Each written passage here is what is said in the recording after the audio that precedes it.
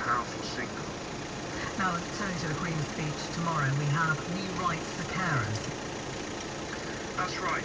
This to try and deal with the problem of the extra 25% of so growth in the number of people having to be caring for family or friends by 2021. A number at that point expected to hit almost 750,000 people. So looking at new rights for carers, saying they'll get the same support as the person they're looking after. Some questions at this stage about how it will work in practice, the affordability of a commitment which is going to last for decades to come.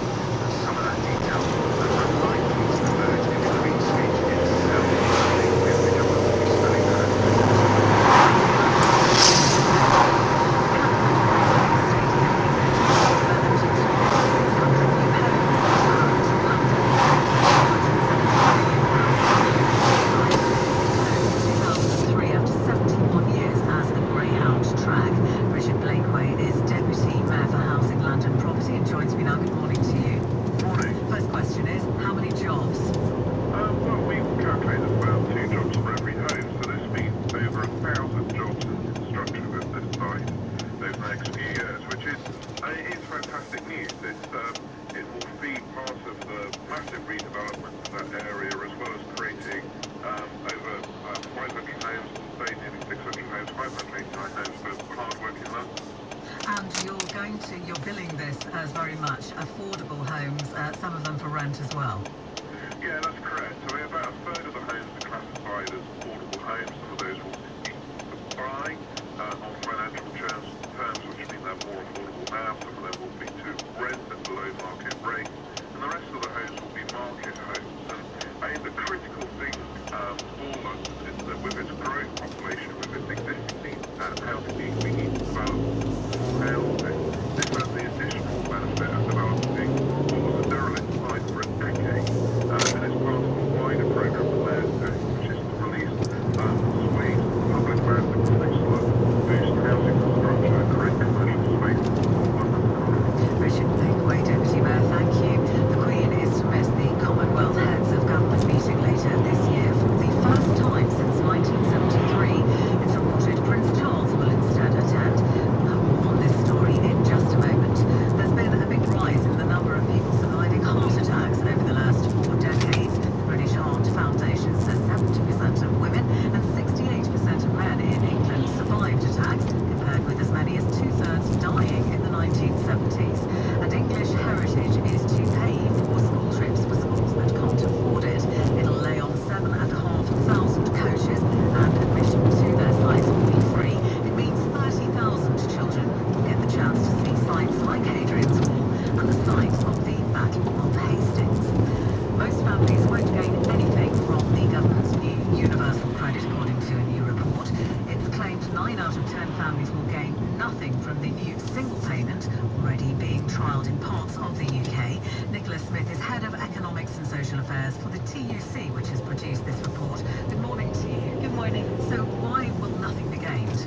Well, what we're showing in this analysis is that when you take into account the cuts that the government has already put into people's tax credits and benefits for people who are in and out of work from 2010 and 2015, at the point at which we think most people will start moving on to the new benefit, which is around about the time before the next election, most people will see either their income go down or little change relative to what they would have had the 2010 system stayed in place. That means that overall only 1 in 10 households gain, 6 out of 10 lose, and 3 out of 10 will see no change. We heard that most people, this is from the government's point of view, were going to benefit from this. So you're saying the government's massaging the figures then? Well, it depends when you start counting from, because if you think about it, if you make people poorer for 5 years, then you give them a little bit of money back, you can claim that that's going to benefit them. On the other hand, we think it's fairer to start counting from the point at which you started cutting people's benefits in the first place. If you do that, you find that very few people are better off than they would otherwise have been, and that there's some really big losers. For example, disabled claimants who are in work set to lose about £2,600 a year because of changes in the way the system works, and second earners, often women and couples, much less likely to be better off in work than they are at the moment, again because of a change in the way that the system will operate. So some worries there about how it will operate and in fact for particular groups, as well as about the overall generosity of the benefit. economics at the TUC. Thank you. Morning News with Susan Bookbinder on LBC 97.3. Some sport for you now, and West London side Brentford will play Yeovil in the League One playoff final at Wembley after a dramatic bank holiday Monday.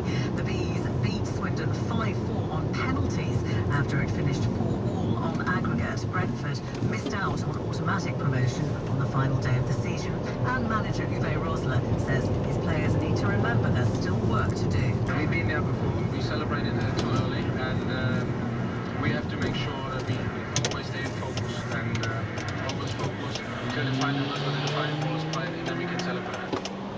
Ronnie O'Sullivan is now a 5-time world snooker champion. He beat Barry Hawkins 18 frames to 12 last night in a one-sided crucible final to retain his title. O'Sullivan, who took almost a year out of the sport before the tournament, admits trying to win the Sheffield event stretches players to the limit. You have to face your demons at work, during this tournament. That's why it's such a hard tournament to win. You kind of have a different respect for people like Steve Davis and Stephen Hendry now that they've won it 6 times, to keep having to go through that.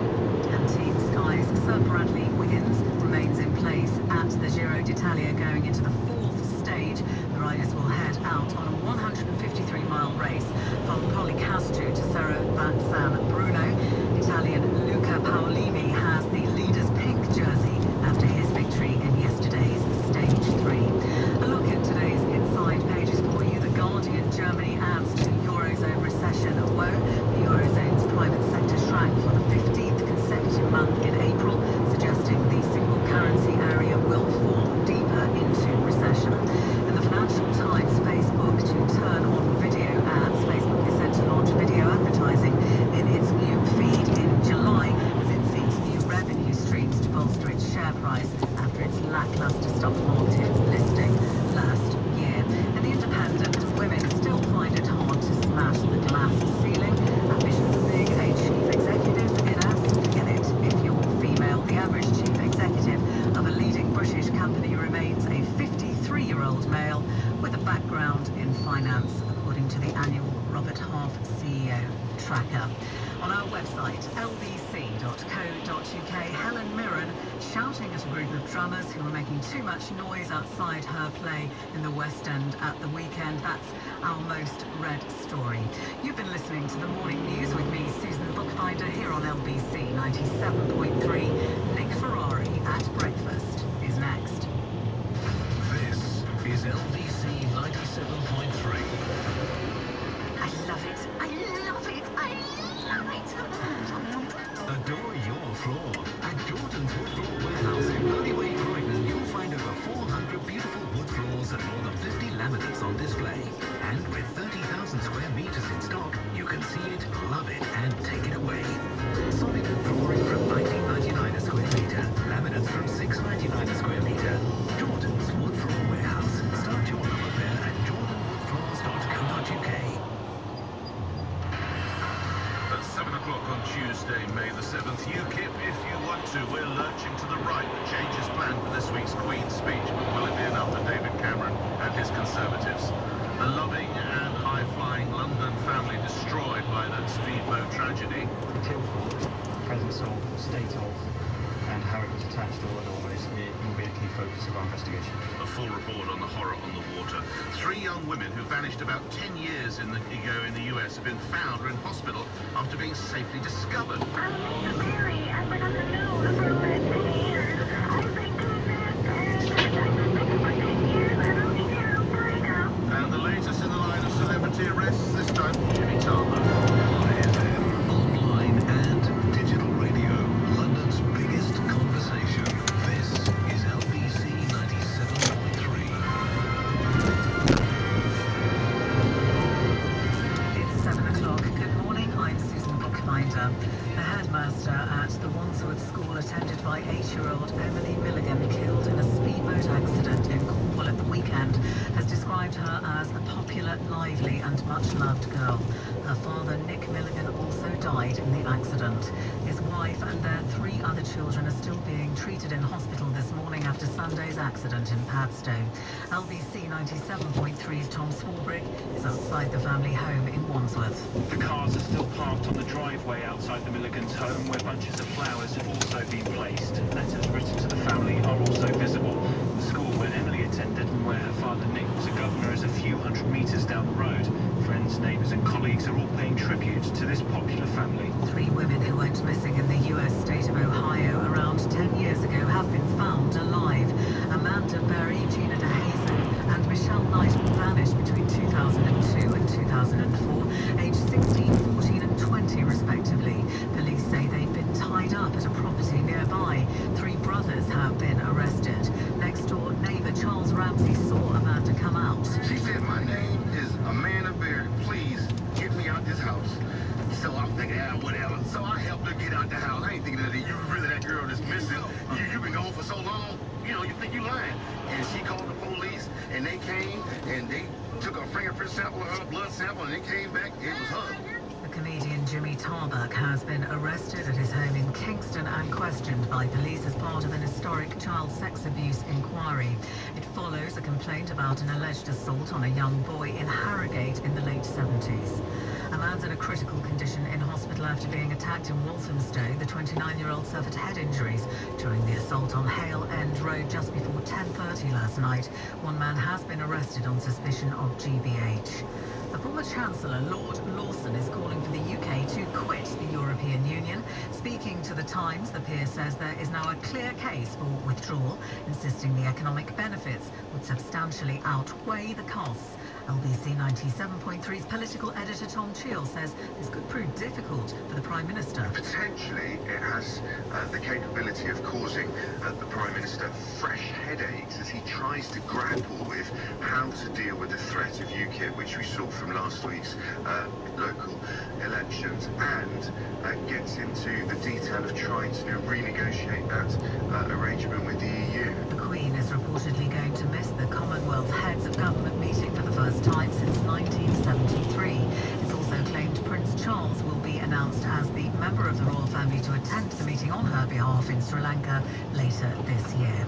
More than 500 new homes are to be built on the site of the former Catford Greyhound Stadium. Boris Johnson says the £117 million redevelopment will also create more than 1,000 jobs. The stadium was closed in 2003 after operating for 71 years. The FTSE 100 will start the day at 65.21 after closing up 60 points on Friday. London's weather sunny to start with cloud building through the day, staying warm though with highs of 22. Right now here in Leicester Square it's 14 degrees.